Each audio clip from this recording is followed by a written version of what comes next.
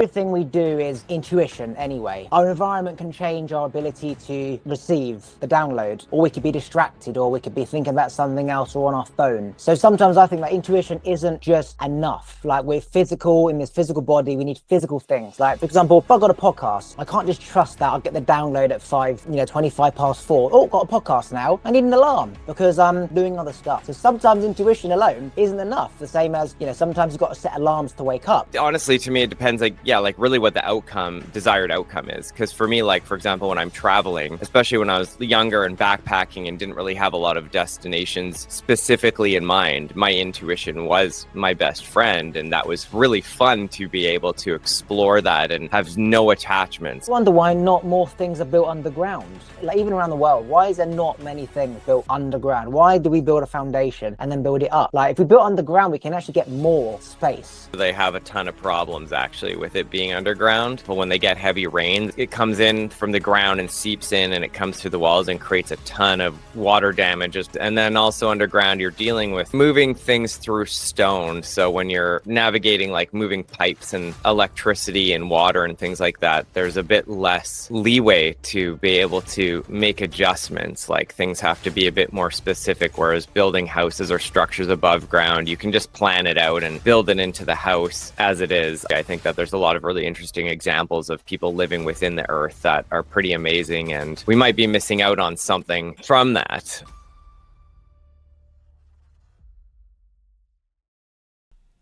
Just quickly, I just want to say a massive thank you to everyone who still listens to the podcast. I started 4 years ago, and since then I've had over 1 million downloads. I get 5,000 downloads per month, and I've had over 200 different guests. So a massive thank you to everyone who still listens. If you could please do me a favour, if you could rate and review the podcast, that would be amazing, because it helps get the podcast out to new, conscious people like yourself. And my goal is to awaken as many people around the world. You can also follow me on Instagram. It's YesKingOliver, should you wish to see what I get up to on my day-to-day moments. Back to the episode. So every single thing that happens in my life, if it's good, I will do it again. Why would you change something? Why would you fix it if it isn't broken? If something bad happens, I'll put a system in place to make sure the same mistake doesn't happen twice. And as a result, you feel like life is just always smooth flowing and that nothing goes wrong. But that is because things used to go wrong all the time. And it's only because you put systems in place that problems don't occur. Ironically, the one time recently that I didn't put my system in place and trust my system, in which case it's ask loads of questions, like trust but verify rather than just trust, a problem occurs. And it is a reminder that when we put systems in place, it is for a good reason and it's not for no reason. And then when you don't stick to your system, problems occur, which is why you put the system in place in the first place.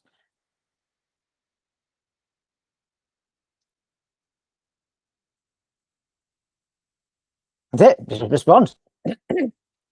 Oh, that was a lot to take in there. It's so is there a question? I'm curious how you want me to respond to that.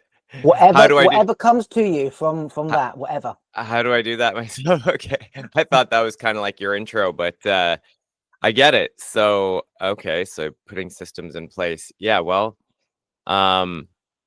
I like that. I think it's an interesting method to live by, where you're living and you feel something, and then you're going to find some way to verify it. To me, what comes to mind is like synchronicity. Sometimes we experience something that we feel like is really connected to the path of our life, that is some set of sort of dominoes leading us through this thread of curiosity that brings us from one thing to another. And so you can outright trust it based on your intuition, or you can find ways to verify it. And I think what I hear you're saying is that you've now developed sort of systems to verify it so that you feel stronger moving forward rather than a baseline intuition. Is that correct? Am I getting what you're throwing down there? Well, yeah, because like everything we do is intuition anyway. But our environment can change our ability to, receive the download, or we could be distracted, or we could be thinking about something else or on our phone. So sometimes I think that intuition isn't just enough. Like, we're physical in this physical body, we need physical things. Like, for example, if I've got a podcast, I can't just trust that I'll get the download at 25 past 4. Oh, got a podcast now. I need an alarm because I'm watching TV, I'm cleaning the bathroom, I'm talking, I'm doing other stuff. So sometimes intuition alone isn't enough. The same as, sometimes you've got to set alarms to wake up. I can actually make myself wake up before the alarm, but sometimes it hasn't worked like that if you're really tired. So it's like we need this backup to kind of work with our intuition. It can't truly be relied on all the time. What do you think to that? Yeah, for sure. I think if we were following our intuition and it didn't lead to things that we could keep fulfilling as the next step that makes sense with whatever came before, and perhaps also it has to do with a vision of whatever one wants to do next. If you're just like, sort of free flowing from intuition to intuition,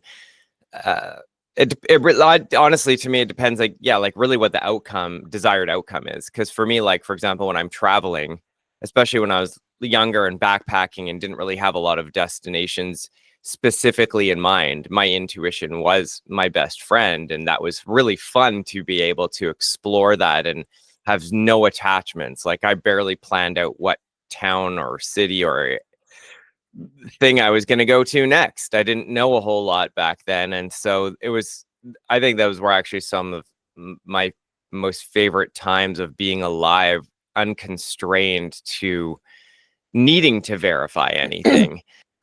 Or have any systems in place, no alarms. The most I'd have to do is, make it to a bus on time or a plane on time or something. Other than that, it was, but there weren't even cell phones back then when I was backpacking. This was in like 2001, 2000, like from 2000 to 2001. So you just really couldn't. People were even still barely emailing back then. So there was a lot of intuition, and that was really fun.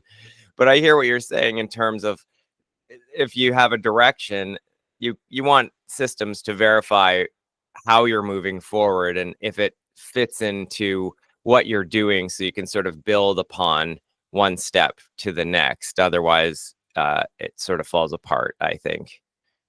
Yeah, so to the traveling thing, I've just come back from traveling around Europe, and like you wake up when you wake up, you just think about the next place when you're in the place before, and you only have to think about the bus or the train, right?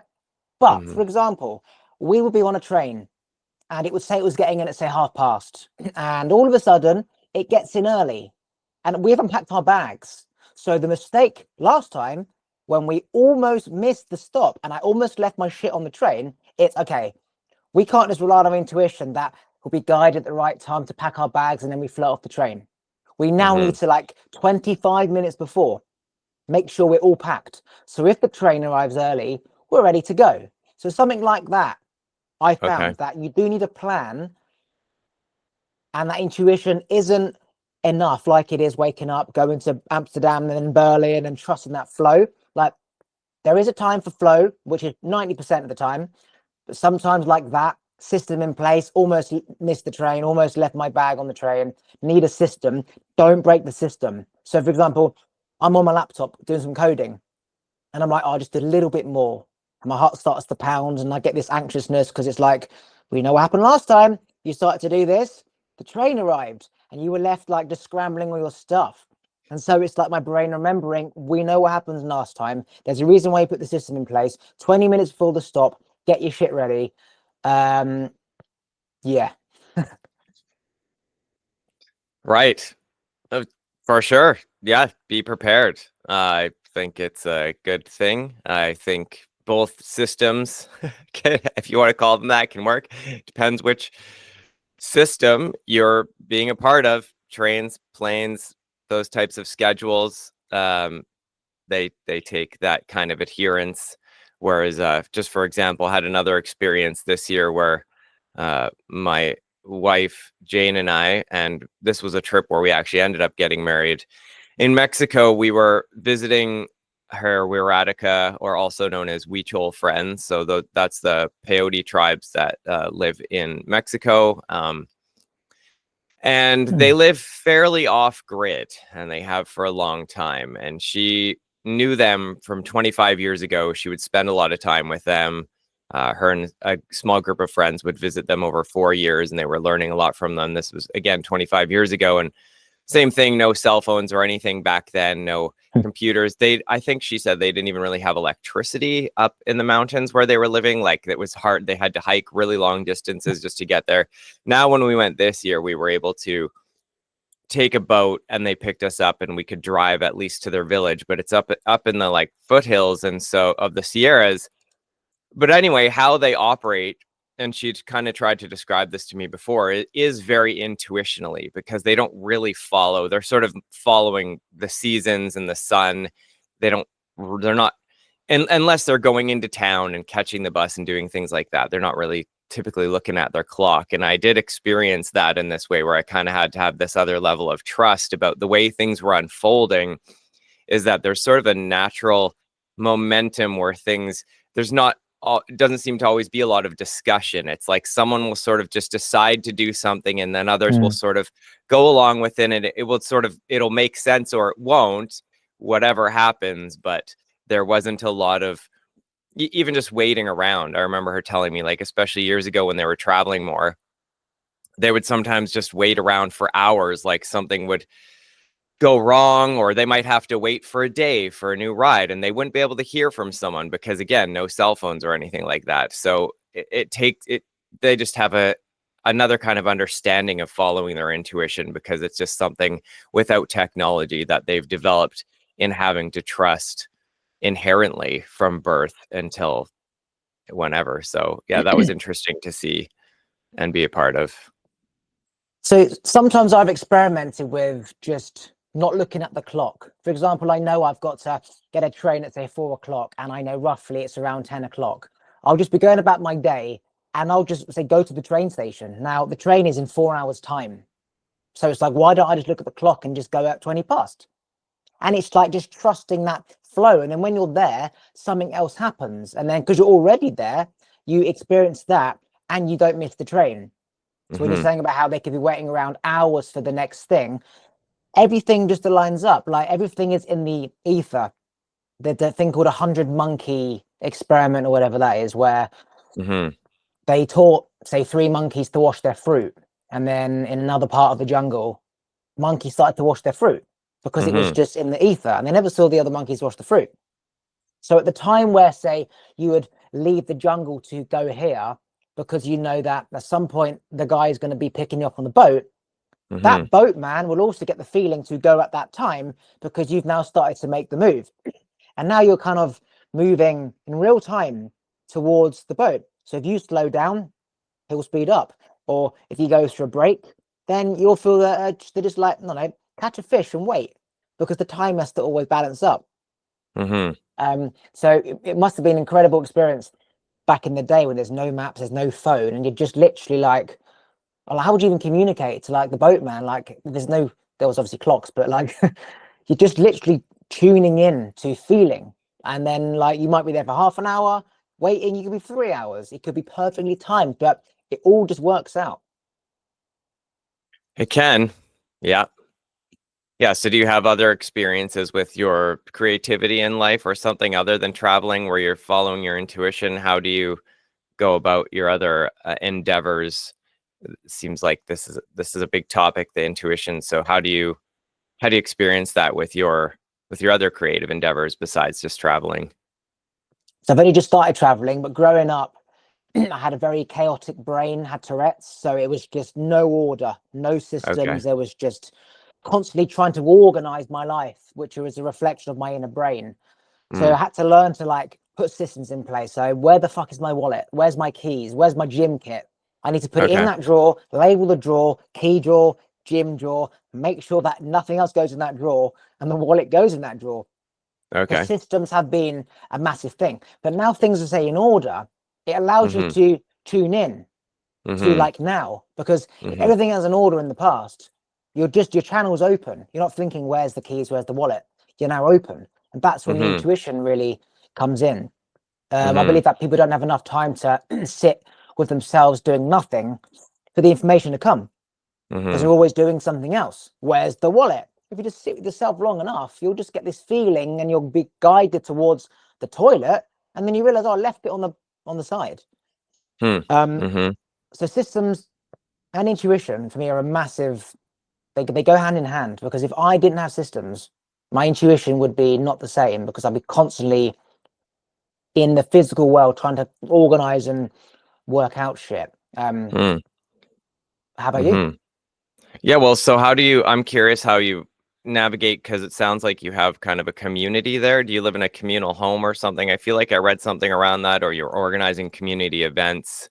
And did that take a lot of work for you to develop those systems and strategies of organization coming from the past that you just mentioned into now?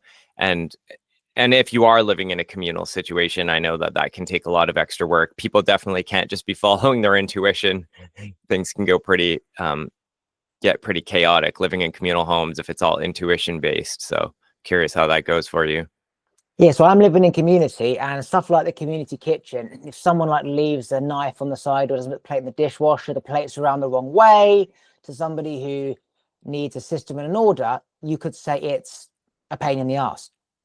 But what we have found is that if you live with the right people who have the same morals and ethics, and they respect the collective ways. So what does the majority of people want? They want things in order. They don't want to come back to the kitchen and there's just crap everywhere.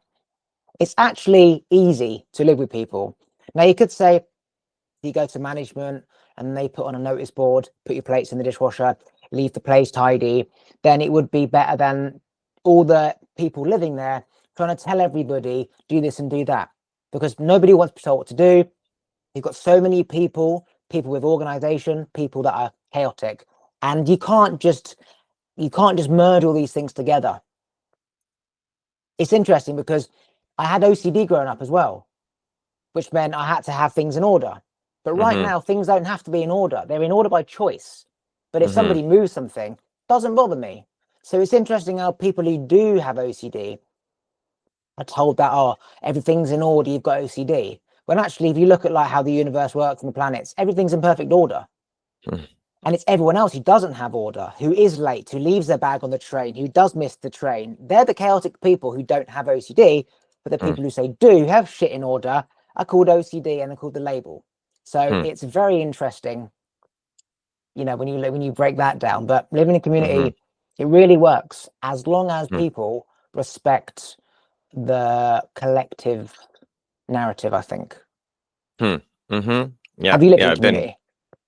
I've been in similar situations. It's definitely a really fascinating one to navigate and can be quite difficult, as you described.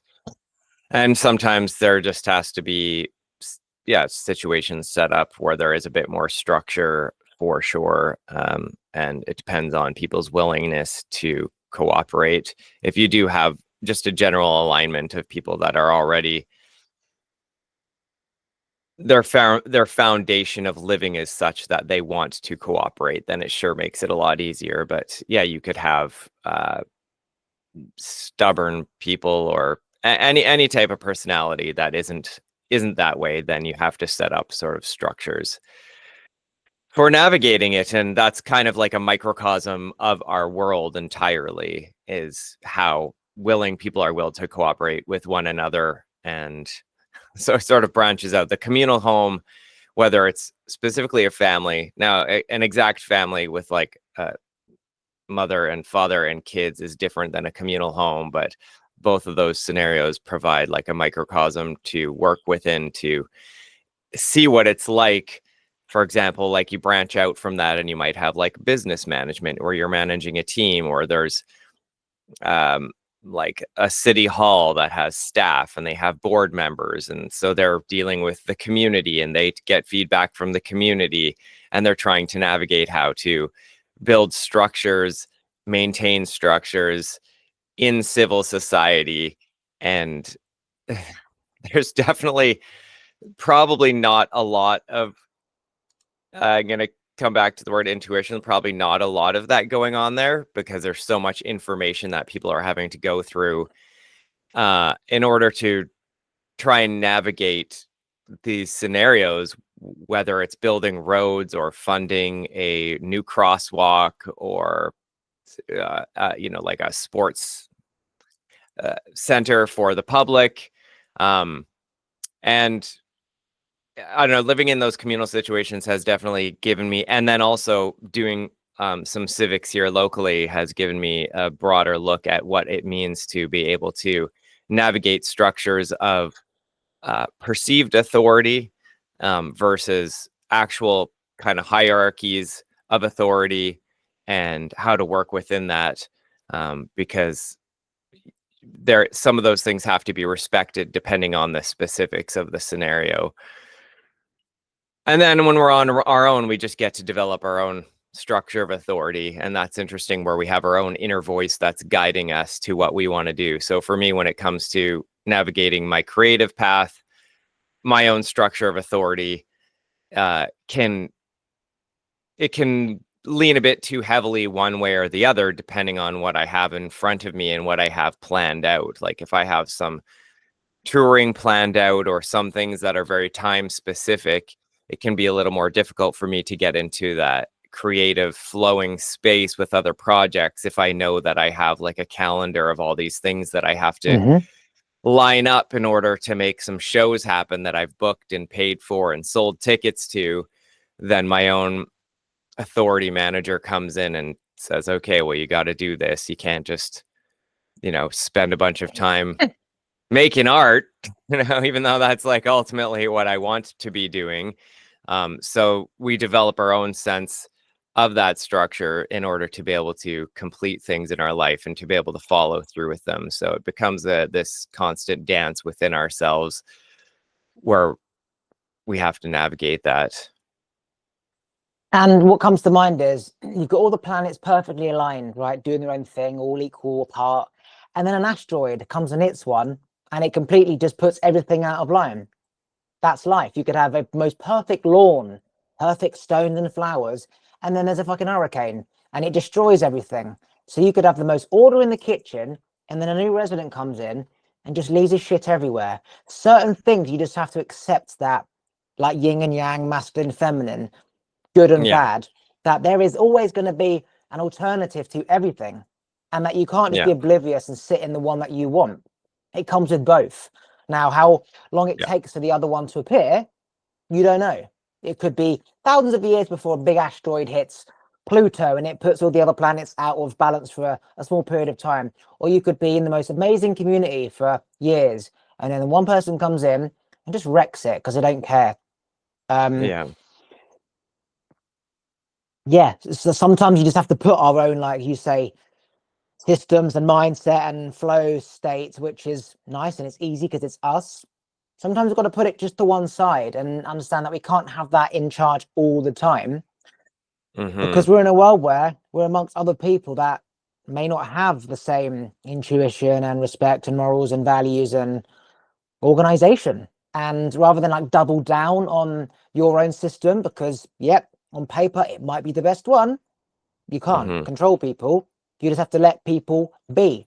And I think that's a real, it's a powerful thing to know, because you surrender to like all the bad things in life. So I was actually saying to my friend today, if I'm focusing on this goal as like the end goal and there's no plan B, I know that there's going to be like mountains in between. And I said, if you look at that big mountain, it looks like it just goes straight up. But when you walk it, it's like could be a few miles up, a few miles down, a few miles up, a few miles down. There's up and down and up and down. So you can't focus on the down when you're going through the mountain, because you know it comes all together. You focus on the end goal. And like, for example, if I think about how somebody may come in the kitchen and start disorganizing it, you can either focus on him and the problem and needs to have a system in place and we need to discipline him and tell management, or you can just put it in the dishwasher and continue the flow, knowing that was probably, you may do that every couple of weeks, right? It's not a problem. Not everything needs a system. And then you just continue on the end goal, which essentially in this situation is the kitchen in order most of the time? Yes. Great. And then, you realize not to let small things become a problem, because we're not all following the same like system and morals and intuition and Right. So is that something that happens when you're organizing community events? Are you giving space for you have like a little bit of structure and then let people do what they want in order to sort of co-create something happening. Well, that's the thing, is that as much as, you know, you want to live in community and everyone's on the same page and everyone understands everything, you can't really control who comes in a community. You balance yourself out by communicating and arguing and boundaries, but you can't really choose this perfect ecosystem of people like you. You could say that's cult behavior, where everyone thinks exactly the same, so everyone is in perfect harmony all the time. Like, no one grows like that. You grow with the resistance and someone bringing you up about that. Like, you may come from two different backgrounds, but the fact that they brought that up is because you're so different that they see that.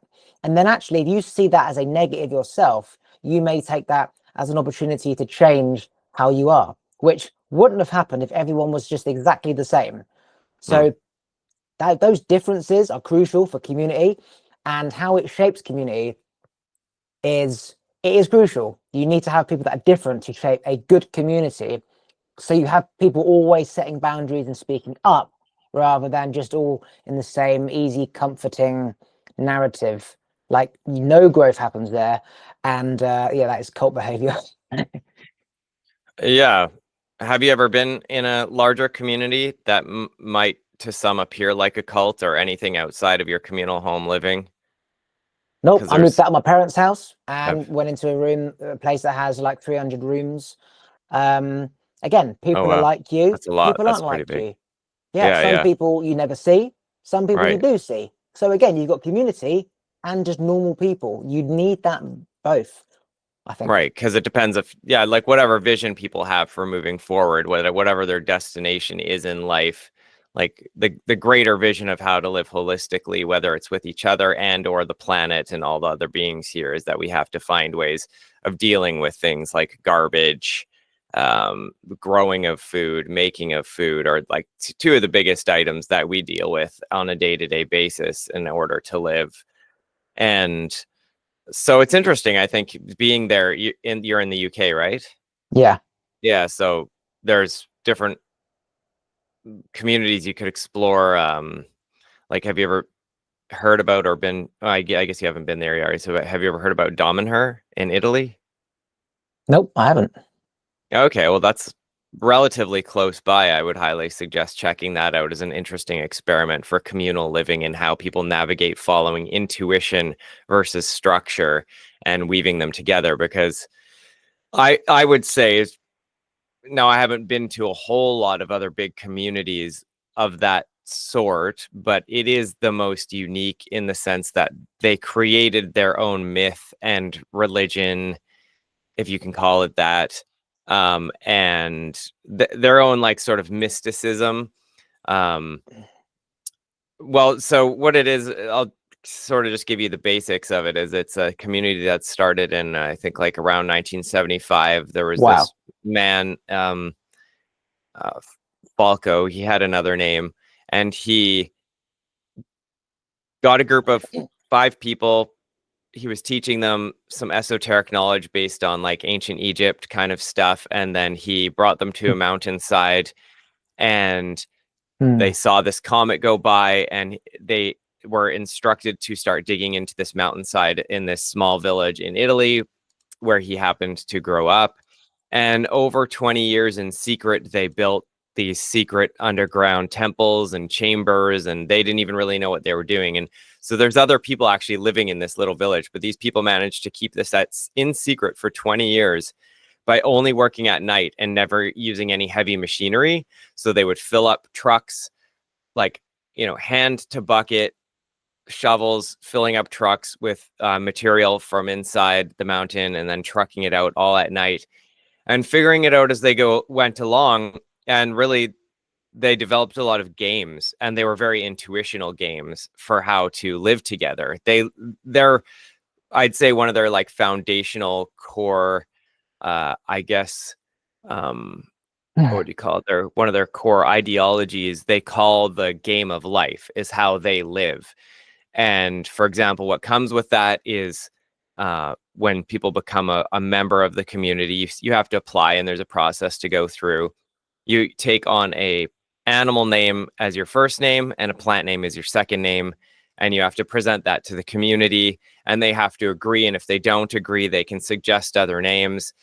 And so they have this huge communal process. And then they also live in communal homes. So they live in homes of like 12 to 20 people. And right now, I think there's around, I can't remember. I mean, it's definitely no more than 600, but I think it's anywhere between 300 to 600 people or so living within the area there. They don't all live in the same town. Some of them live about half an hour way in another valley where the farming is better. But they do have their own.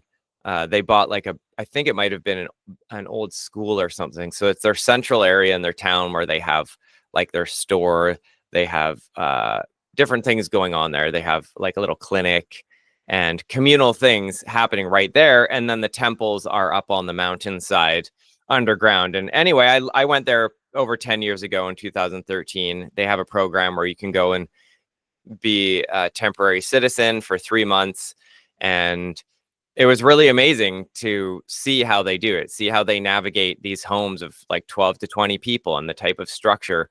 Well, again, also being very, very intuitionally based, like their mythology and their sort of, their mysticism is largely based on esoteric teachings that branch from metaphysics and things like Atlantis. They're really into ancient Egypt and Atlantis and aliens and that type of metaphysical reality. So, it's quite extraordinary, and a lot of people would call it a cult. You could, I guess, by definition, it had a leader. He died actually when I was there 10 years ago, but it's regardless, an interesting place with a lot of really interesting people that are trying this experiment. So I give them a lot of credit for taking this kind of experiment that we're talking about to these new levels, even like things like creating their own currency. But they're still very integrated in with the rest of society there. So they have like, they're amongst another village. And so they have their own integrations within all that. And they're still paying taxes to the Italian government and all things like that. But then they have their own. Yeah. So that just came to mind just because you're talking a lot about intuition and structure. And so I think that that was kind of one of the most fascinating experiments I've seen along those lines, especially with community. Yeah, it's so interesting because like one of the things I want to do is create community on land. So the dream every hippie has, someone does the veg, someone does the cutting the grass, and someone does the cooking, someone does the digging. Like that is just what that person did back in the day. It's so cool how they would dig in underground and no one found them. So if you go in there, is it like going to like say Cappadocia where it's just like incredible? Like what was it, building, or did they put stuff inside the ground to make it normal housing, or was it just like made from like mud and clay and shit like that? I'm not sure what Cappadocia is. I'm just quite looking it up here. So Turkey. Oh, in like Turkey. Oh, old, yeah. old ancient city, Oh, that's like cool. thousands Right. of years ago. Yeah. It's not like this. It's not like Cappadocia. It's like an underground bunker. It's actually really beautiful. It's super ornate. They have like stained glass ceilings in areas. They have hidden doorways. They have like murals cover all of the walls. And it's quite extraordinary, actually. It's really beautiful artwork, and kind of like that painting behind you. A lot of it's like has like these spiritual and metaphysical themes, along with featuring a lot of the people from the community that have lived there or live there. And then they have like some outdoor temples there as well, which are really interesting. So you wouldn't even know it's there from the outside. So Cappadocia, you can kind of see like all these entrances and different things. Yeah. And maybe a long time ago, there was really beautiful ornate things going on inside. We don't really know at this point, but at Damanhur, you wouldn't know from the outside that there's anything underground really. And it's all this, yeah.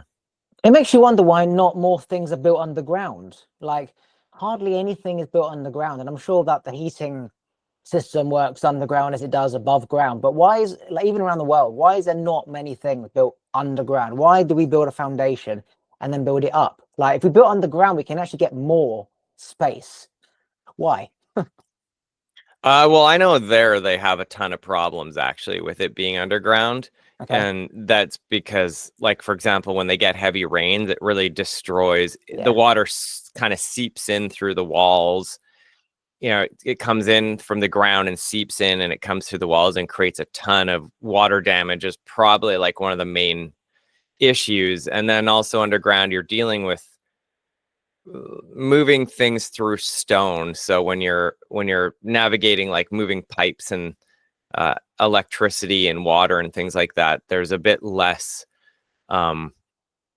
leeway to be able to make adjustments. Like, things have to be a bit more specific, whereas building houses or structures above ground, you can just plan it out and build it into the house as it is. I don't necessarily think our modern houses are the best design either. I think that I tend to agree. I think that there's a lot of really interesting examples of people living within the earth that are pretty amazing, and we might be missing out on something from that.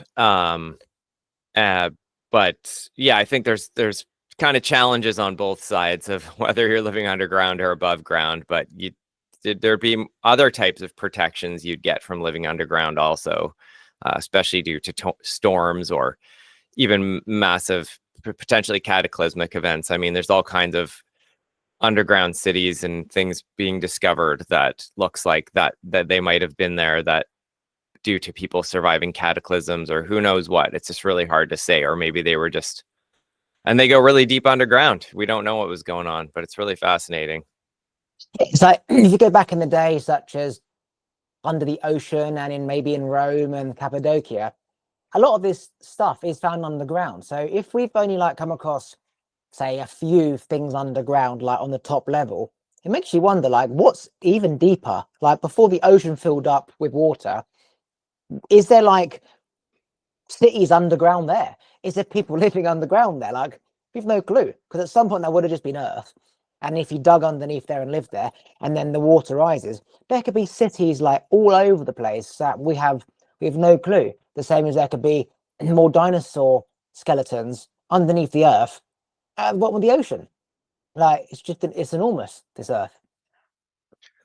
Yeah, I suppose the mystery could be wide open if you look at it that way, for sure. And more structures do keep getting found that are older and older. I just saw a video the other day of Graham Hancock talking about some pyramids in Egypt that are, or not Egypt, that's like, not Egypt, Peru. There are pyramids in Peru or structures in Peru that are, at least they're looking at being potentially older than the common narrative of the Great Pyramids of Egypt. And all of that starts to become pretty debatable, the actual age of some of those structures. However, these are ones that they're finding, for example, he said, were under a dump. Like, they're finding these structures. Someone discovered it and they cleared away all this garbage. And there's these really ancient structures in Peru that are, again, changing the narrative. And this just keeps happening more and more people are looking, as there's all these ancient buildings and structures, and yeah, they're layers and layers down. Even just, I was talking to a guy here locally who was doing some electrical work in Vancouver. It's a big city close to where I live.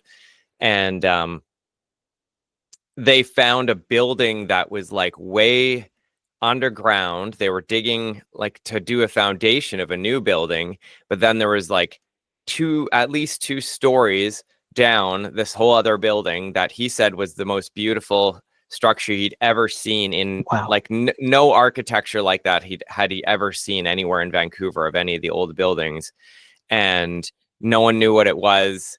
And he said it was like, I think, made of some type of brick, but it was just underground there. And this lot remained empty for many years with them not knowing what to do with it. And I think they eventually just paved over it and made like a parking lot or something. Like, whatever, the city planners, whoever owned the land. But for a while it remained empty while they tried to figure out what to do. But it wasn't like on the news, or no one made a big deal out of it. But to me, I'm like, that's extraordinary. Like, how could this whole building just be buried underground and be some kind of like ornate masterpiece that people don't even know about. So even things like that, just in our modern cities, there's things that point to structures and aspects of our civilization being much older than sort of like the commonly accepted narratives. Yeah, even like caves. The amount of caves that are just in the middle of this, like what seems to be a mountain, and the cracks like tiny, or the cracks being closed by another rock or whatever. There could be like so many like cities in caves, literally still there, skeletons, I don't know, cups and bowls, whatever they had there. Like the world is so big that there's just so much to explore. And like if I was that city person, I would have never have just thought, yeah, let's just continue building that, because stuff like that, once you find it, you need to appreciate it, because you don't know how rare it is, when you're going to come across it again. And a similar story, just quickly before we finish, is that in England there was a Tesco's car park, and they found like King Henry the 10th or 9th skeleton in there, just in Tesco's car park, and you can actually Google that. Wow. Yeah, exactly. The mysteries. It's amazing. Yeah, if you had one day left to live, what is the one thing that you would share to the rest of the world? If I have one day left to live, what is one thing I'd share with the rest of the world?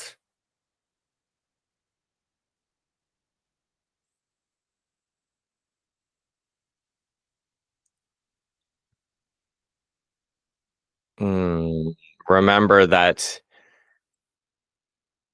you are not really here, and you're connected to a greater source of love that is all and everything. It is peaceful, it is all encompassing and loving. And this is one small dream within that greater vision. Brilliant. And anything you want to promote or plug before we end? Sure. Yeah, we didn't really talk much about my artwork, but I am a multimedia artist, and you can visit my creations at artbysimon.com. My name is Simon Haiduk, and my handle on Instagram and other platforms is at Simon Haiduk Art. That's SIMONHAIDUKART, or artbysimon.com. And you can see all that I have to offer there with music and multimedia, digital painting, and other types of creations that I've been doing for the past 30 plus years. Thanks for listening. If you like this episode, please remember to subscribe, turn the bell notifications on, like the episode, and comment below. And if you want to follow me on Instagram, it's YesKingOliver.